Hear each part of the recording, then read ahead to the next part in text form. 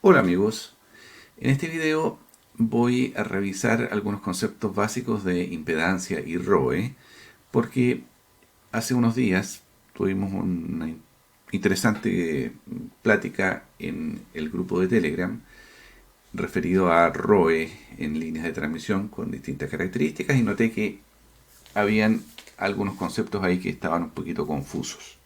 Así que decidí hacer este video. Entonces, el objetivo es aclarar, explicar qué consiste la impedancia característica de una línea de transmisión, que se simboliza normalmente con Z sub 0, y el concepto de impedancia de entrada en una línea de transmisión, que se simboliza normalmente con Z in, Z de entrada, de input. Dos conceptos bastante distintos. Traté de hacer este video lo más simple y claro posible. A ver si lo logré. Vamos a ver. Comencemos entonces con explicar qué es una línea de transmisión. Este video también está pensado para los radioaficionados que recién comienzan en el hobby, ¿no? Que recién se están acercando al concepto de línea de transmisión. Una línea de transmisión, que normalmente es un coaxial, una línea paralela, es un cable especializado u otra estructura, puede ser sólido, tubo, eh, o hay distintas posibilidades de transmitir radiofrecuencias. Esta línea tiene el objeto de conducir ondas electromagnéticas de una manera contenida. Esa es la gracia, que se conduzcan estas ondas electromagnéticas, estas señales, estas ondas, estas señales de radiofrecuencia, pero de una manera contenida, en el sentido que no se pierda esa señal, no se desparrame, no se disperse, sino que sea conducida efectivamente con el mínimo de pérdidas. Ahora, si nosotros pensamos los cables eléctricos comunes en las casas, en el domicilio, 110 volts o 220 volts, son cables que transmiten ondas, ¿cierto? Pero, que es la corriente alterna. Pero como las ondas son de tan baja frecuencia, eh, como el caso de la red eléctrica, y también muchas señales de audio, en estos casos las pérdidas son absolutamente despreciables. Si estamos hablando de 50 Hz. El caso es muy distinto cuando estamos hablando de 1 MHz, 70 MHz, 100 MHz, 430 o 440 MHz, que es UHF. Entonces ahí sí que las pérdidas son considerables y un cable común de paralelo eléctrico no nos va a servir. Efectivamente, por encima a mayores frecuencias, la energía tiende a irradiarse fuera del cable, a perderse en forma de ondas de radio y se provocan pérdidas de energía. En resumen, las líneas de transmisión especializadas, coaxiales, por ejemplo, se vuelven necesarias cuando la longitud del cable es una parte significativa de la longitud de onda. Es decir, cuando la longitud de onda es chiquita y el cable es largo. Eso es básicamente. Eso quiere decir básicamente que se necesita cuando hay frecuencias altas. ¿Qué entendemos por alta? Eso es relativo, ¿no? Bueno, ¿qué más? La teoría de las líneas de transmisión se desarrolló inicialmente para explicar fenómenos en líneas muy largas, muchos kilómetros, especialmente en los cables telegráficos submarinos. Recordemos que a mediados de los años de 1800 y algo, ¿sí? Siglo XIX, se comenzaron a instalar líneas telegráficas en Europa, en el Mediterráneo, ¿cierto? Entre Francia e Inglaterra, pero esto detonó en el caso del cable telegráfico desde Irlanda hacia Canadá, porque ahí eran muchos kilómetros, ¿no es cierto? Estamos hablando de comunicaciones que se realizaron para atravesar el Atlántico con cables telegráficos en el año 1858. Pero este cable básicamente fracasó y se hizo un segundo intento en 1865, que comenzó a funcionar en 1866, con un cable mucho más grueso, más aislado, con mejor blindaje, y se logró con eso una velocidad de comunicación muy superior. A raíz de este cable telegráfico submarino, es que se desarrollaron los modelos matemáticos que permitían analizar las líneas de transmisión, las pérdidas, la eficiencia de estas líneas de transmisión, basados en los trabajos de James Maxwell, Lord Kelvin y Oliver Heaviside. Aquí les puse una imagen del tipo de cable coaxial que se utilizó para el telégrafo en esa época y cómo se requirieron, por supuesto, miles, cientos de kilómetros de este cable. Y aquí las pérdidas había que, por supuesto, contenerlas al máximo. Bueno, vamos a un poquito de matemáticas para ordenar la discusión de las líneas de transmisión. La famosa ley de Ohm, Z, dice, es igual a voltaje partido por la corriente, Z es la impedancia. Esta ley funciona perfectamente en corriente continua o en corriente alterna. ¿Cuál es el problema? Que en corriente alterna aparecen algunos efectos que no están en corriente continua, pero la ley sigue siendo válida. Efectivamente, en corriente alterna, Z, la impedancia, se le llama impedancia en corriente alterna y se le llama resistencia en corriente continua, ¿cierto? Básicamente eso para los que están comenzando. La impedancia entonces en corriente alterna tiene dos componentes. Magnitud, que sería la parte de resistencia real, y lamentablemente que aparece el otro componente que complica las cosas, que es la fase.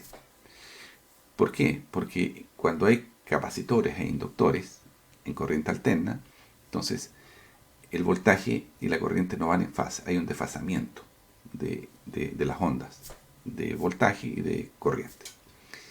Y entonces la impedancia ahora tiene magnitud y fase, es decir, tiene un componente real y tiene un componente imaginario, llamémosle, que es la reactancia.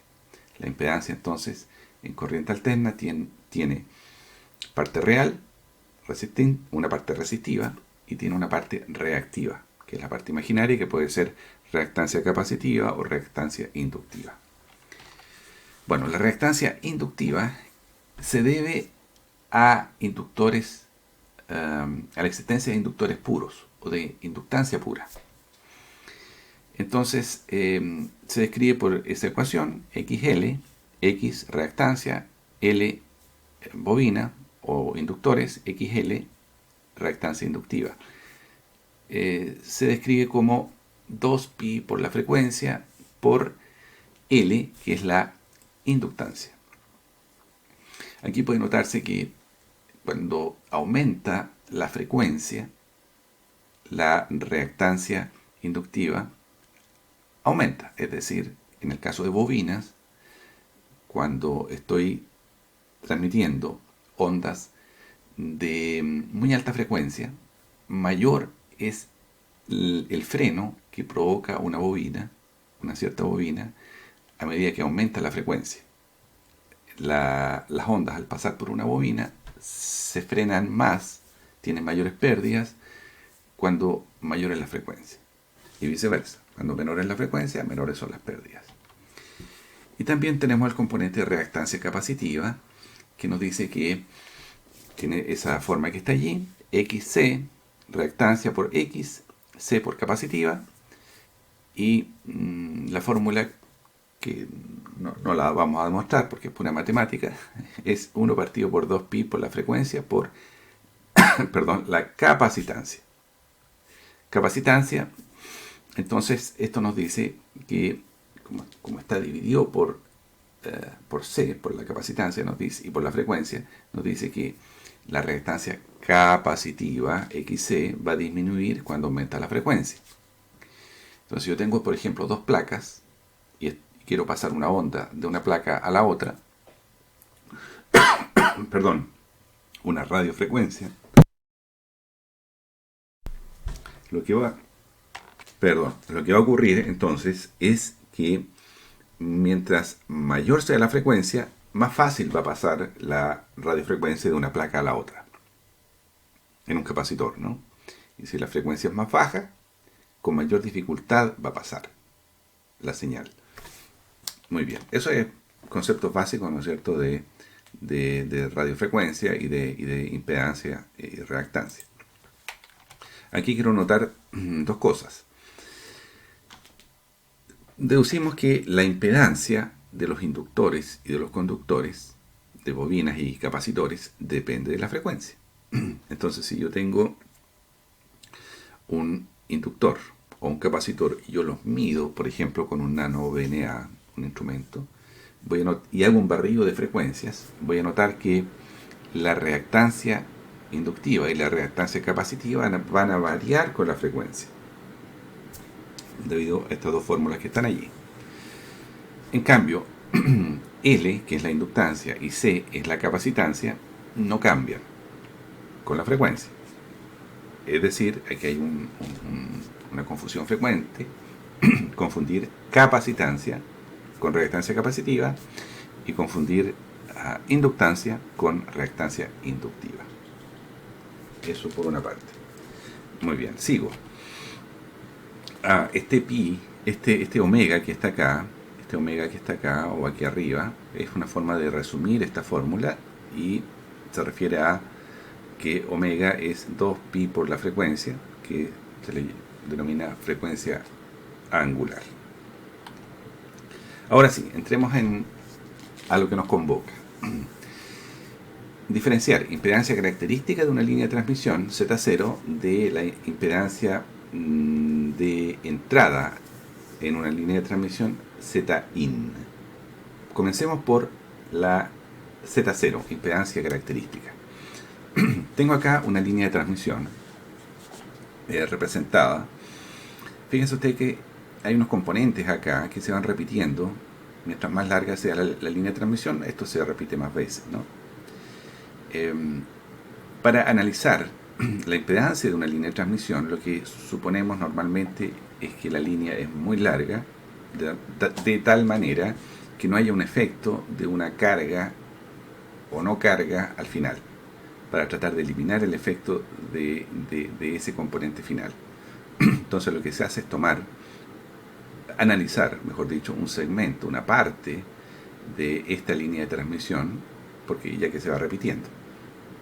Entonces, cuando yo quiero analizar la impedancia característica de una línea de transmisión, lo que yo hago es analizar un segmento, una parte, un corte transversal, llamémosle, de esa línea de transmisión, o de ese coaxial.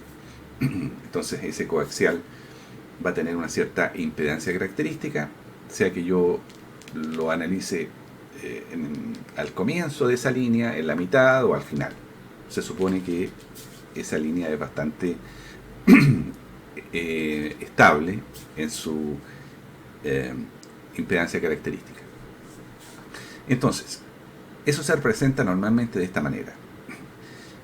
Un coaxial, llamémosle, que es lo más familiar para los radioaficionados que comienzan, un coaxial en un segmento tiene un segmento muy pequeño, aquí un delta X, tiene un componente de resistencia, parte real, tiene un componente inductivo, que está ahí con una bobina, tiene un componente capacitivo, que tiene relación con la distancia que hay entre los dos cables, o entre los dos componentes, la malla y el vivo del coaxial, por ejemplo, hay una capacitancia, y además hay una conductancia, que está representado aquí como una resistencia, o una pérdida, llamémosle. Esta conductancia G se debe al dieléctrico, ¿no es cierto?, medido en Siemens por unidad de longitud. Esta conductancia entonces va a variar según si el dieléctrico es el aire, por ejemplo, o es espuma, o es un tipo de plástico. Ahora sí, con esa explicación podemos ver qué es la impedancia característica de una línea de transmisión. Una línea de transmisión uniforme, constante, que tiene pérdidas, es decir, una línea de transmisión realista, como la que estamos mostrando aquí. Tiene pérdidas, ya sea por R, la resistencia real, o por conductancia. La fórmula es esta, y por supuesto omito la derivación de la fórmula porque sería solamente matemáticas, y es bastante simple y bastante lógica. La impedancia de un cable coaxial, la impedancia característica, por ejemplo, viene dado por raíz de R, parte real, más este componente que incluye la inductancia, y dividido por G, que es la conductancia, más este componente que incluye la capacitancia. Fíjense ustedes que esto tiene parte real y parte imaginaria, ¿cierto? Tiene magnitud y tiene fase. Esto se puede reescribir de esta manera. No lo vamos a usar ahora, pero se puede reescribir. Lo voy a usar a continuación, pero dejémoslo ahí. Sí, J es la constante imaginaria y omega es 2pi por f, que ya lo vimos antes.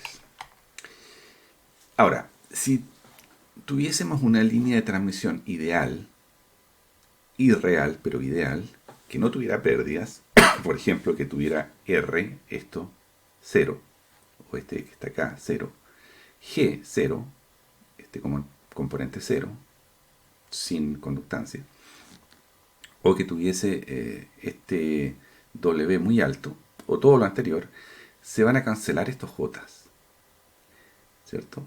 ¿Por qué? Porque vamos a tener 0 aquí, 0 acá, J arriba, J abajo, se cancelan los J y los W, y ¿qué me queda? Raíz de L partido por C. Entonces, en una línea de transmisión teórica, realista, irreal, con pérdidas, como sería este caso, la impedancia característica de esa línea sería simplemente raíz de L partido por C, como lo tengo acá.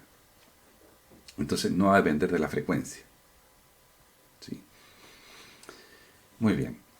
Entonces tengamos claro que esa es la impedancia de una línea de transmisión, que probablemente se acerca mucho a 50 ohms en el caso de los radioaficionados, de los coaxiales que usamos los radioaficionados. Pero nos referimos a la línea, específicamente la línea, a un segmento muy pequeño de esa línea, infinitesimal de esa línea. Veamos ahora el otro concepto, que es la impedancia de entrada de una línea de transmisión. Vamos a ver. Aquí vamos a utilizar esta representación que contiene una línea de transmisión que tiene una cierta impedancia característica, que es lo que acabamos de ver, Z0. Al final tiene una carga, una load, ¿cierto?, que tiene una cierta impedancia. Para los radioaficionados normalmente esta carga es una antena, ¿no es cierto?, que tiene una cierta impedancia. Es decir, tiene una parte resistiva y tiene una parte reactiva. Por ejemplo, 55 ohms más una cierta reactancia digamos, reactancia capacitiva de menos 48 ohms, por ejemplo. Y lo que buscamos cuando queremos calcular la impedancia de entrada de una línea es esta impedancia de aquí, después de que existe esta línea que tiene una cierta impedancia característica y una cierta longitud, ¿no es cierto?, que puede ser muchos metros. Entonces, lo que estamos buscando es la impedancia de entrada, es decir, la impedancia en la entrada del coaxial justo cuando se va a conectar a la radio, al transmisor o al receptor. Esa es la impedancia que queremos calcular. Esta va a estar influida naturalmente por la impedancia característica de la línea y también por la impedancia de la antena, de la carga, que está probablemente arriba en un mástil, ¿no es cierto? Queremos ver qué pasa en la entrada. Bueno, Zin, input, es la impedancia de entrada en una línea real con pérdidas. Vamos a ver primero el caso real con pérdidas. Y para eso vamos a utilizar esta ecuación, que no la vamos a deducir, pero que se parece un poco a la impedancia característica, ¿no? Pero es Zin.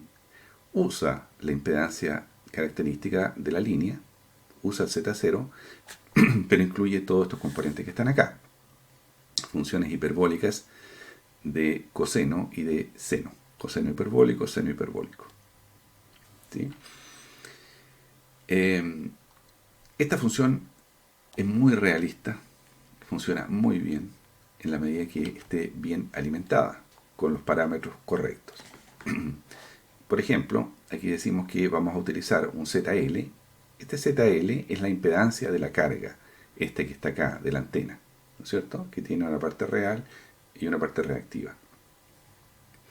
Y Z0 es la impedancia característica, este que está acá.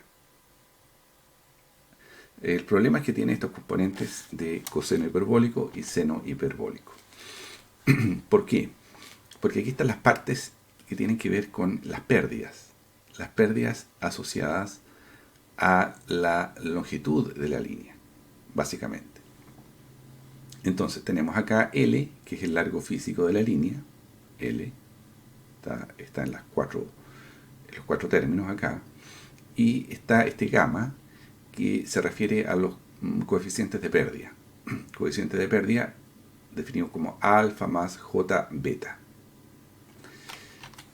Estos alfa están explicados acá, ¿cierto?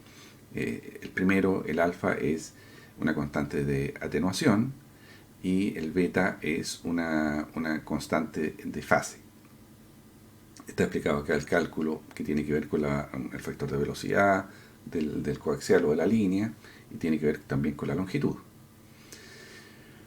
De tal manera que si yo tengo toda esta información, puedo perfectamente calcular, por ejemplo en una planilla Excel, o utilizar algún software para alimentar con ZL, con Z0 y estos factores de pérdida la información para calcular la impedancia de entrada. Bueno, hay un ejemplo en el ARRL Antena Handbook, y yo lo puse ahí chiquito, no quiero que lo lean, está en inglés, pero lo puse igual para que vean de dónde saqué la información. Lamentablemente este tema es algo que el ARRL Handbook Antena Book no lo tiene bien desarrollado. La ARRL no tiene bien desarrollado estos conceptos. Los pasa así muy rápidamente, y para mí son conceptos muy importantes, fundamentales para los radioaficionados. Y es por eso que, bueno, a mí me interesó este tema desde el comienzo. Le he dedicado mucho tiempo, he aprendido mucho, y como es importante y está mal desarrollado por los principales libros de la ARRL, es que yo trato de desarrollarlos y presentárselos a ustedes. Bueno, aquí está el ejemplo. Tenemos, por ejemplo, un dipolo de media onda. Ese dipolo tiene esta impedancia en 7.15 MHz, 40 metros, ¿cierto? En esa porque sabemos que la impedancia de la carga de la antena va a ser distinta según la frecuencia. Se supone que en este caso esta antena está funcionando bastante bien en esta frecuencia porque tiene una resistencia de 43 y tiene una reactancia de 30. Una reactancia en este caso más quiere decir inductiva. Reactancia inductiva de 30 ohms. Tenemos el coaxial con el que vamos a alimentar esta antena. Dice que es un cable RG213 de 50 pies de largo. Muy bien. Este coaxial tiene un factor de velocidad de 0.66 y tiene una pérdida a esa frecuencia de 0.54 decibeles cada 100 pies. ¿Sí? Aquí el problema de estas pérdidas es que hay muchas formas de medirlo, muchas unidades de medida. Ya ven que la longitud puede estar en pies, en metros, en grados, etc. Entonces, aquí está bastante bien como para poderlo trabajar. Está en las unidades que utilizamos normalmente los radioaficionados, o por lo menos los radioaficionados de Estados Unidos. Los físicos a veces prefieren otras unidades. Bueno, lo que tenemos acá es la impedancia característica de la línea. del coaxial, que podría ser más o menos como lo que informa o debería informar el fabricante. 50 menos 50 ohms, parte real, y tiene una pequeña reactancia capacitiva de 0.45 ohms.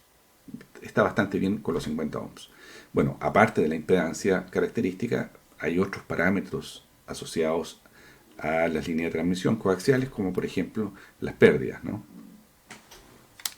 Que también son reportadas. Si nosotros hiciéramos el cálculo usando la fórmula anterior de impedancia de entrada, debiéramos llegar a un valor de ese estilo: ZIN 65.8 ohms, parte real, y una pequeña, bueno, no tan pequeña, parte de reactancia inductiva, 32 ohms. ¿Para qué nos serviría eso? Bueno, porque si yo conozco esa impedancia de entrada, voy a poder saber si puedo trabajar esa antena, voy a poder predecir si puedo trabajar esa antena o tengo que seguir haciendo algunas modificaciones, algunos ajustes en esa antena. Puedo, a partir de esta impedancia, calcular la ROE, ¿sí? La ROE de entrada. Puedo usar la fórmula o puedo usar este software, que es gratuito, Transmission Line Details, y puedo alimentarlo. Veamos. Si yo pongo acá, por ejemplo, este coaxial RG213 RadioWare, este fabricante, me indica que tiene una impedancia nominal de 50 ohms y tiene acá una velocidad, factor de velocidad de 0.66, que es bastante parecido a lo que tengo acá como dato de entrada. Los radioaficionados prefieren utilizar estos parámetros de pérdida, ¿no? Con estos parámetros de pérdida, K0, K1 y K2, nosotros podemos ver al final cuál es la pérdida de la línea yendo aquí a esta parte. Entonces, si hacen clic aquí, debieran llegar a verificar que la pérdida debiera ser del orden de 0.54 decibeles cada 100 pies. Ya lo vamos a ver. Entonces, pongo la frecuencia, 7.15 MHz, está aquí. Pongo el largo, que son 50 pies, el largo del coaxial, 50 pies. Y eso es todo. Me falta acá la antena. La antena acá me dicen que tiene 43 ohms, parte real, y tiene una reactancia inductiva de 30 ohms. Aquí está reactancia y resistencia. La carga, load. Y listo. ¿Qué me entrega el software? Inmediatamente todos los cálculos. Me dice que en la entrada del coaxial la impedancia va a ser 68.35. Bueno, acá tengo 65.8, que hay una pequeña diferencia, porque hay algunas diferencias en los valores acá, ¿no? 0.54, 50, 0.45. Hay valores que no son exactamente iguales, pero bastante parecidos. Reactancia inductiva 31.8, 32. Está bastante bien. Y también me está diciendo que con estos datos de arriba, la impedancia de la línea, ¿cierto?, es 50,045 en el libro, y en el software yo logro predecir con estas pérdidas, con esto tendría que cambiar algunas cosas, llego a 50.4 versus 50, y reactancia 0.428 versus menos 0.45, o sea, bastante bien. Estas pequeñas diferencias, porque aquí estoy utilizando un coaxial real, de un fabricante real, que tiene ciertos parámetros. Para usar los datos exactamente del ejemplo, yo tendría que cambiar estos valores de K0, K1 y K2 para llegar a que esta impedancia de aquí sea exactamente la que ellos tienen acá, para llegar al mismo resultado. Pero lo que sí podemos verificar es la pérdida de la línea. Si vamos acá a hacemos clic acá en el software, vamos a llegar a que este coaxial RG213 con estos parámetros tiene una pérdida de 0.544 decibeles cada 100 metros en esta frecuencia. 0.544, vuelvo atrás, es bastante parecido a esto. No es igual, pero es bastante parecido, ¿sí? Así que ya está. O sea, yo lo que quiero decir es que yo no necesito necesariamente meterme en esta fórmula para calcular la impedancia de entrada, sino que basta con que yo use este programita y voy a tener resultados muy realistas, incluyendo las pérdidas de la línea de transmisión. ¿Sí? Para terminar, ya les dije que esta era la fórmula de la impedancia de la línea de transmisión con pérdida, la real, pero ¿cómo sería el caso simple de esta línea de transmisión sin pérdidas? Veamos. Lo primero es vamos a entender que este gamma que está acá, que habíamos dicho que era alfa más j beta, este alfa va a ser 0, porque ya no van a estar estas pérdidas. Eso hace que este gamma se convierta en simplemente JB. Se pierde el alfa. Alfa es 0, porque no hay pérdidas. Eso hace que tangente hiperbólica de JBL, ahora en vez de ser tangente hiperbólica de gamma L, sea tangente hiperbólica de JB por L, ¿cierto? Y eso se puede reescribir como J tangente de beta L, porque ya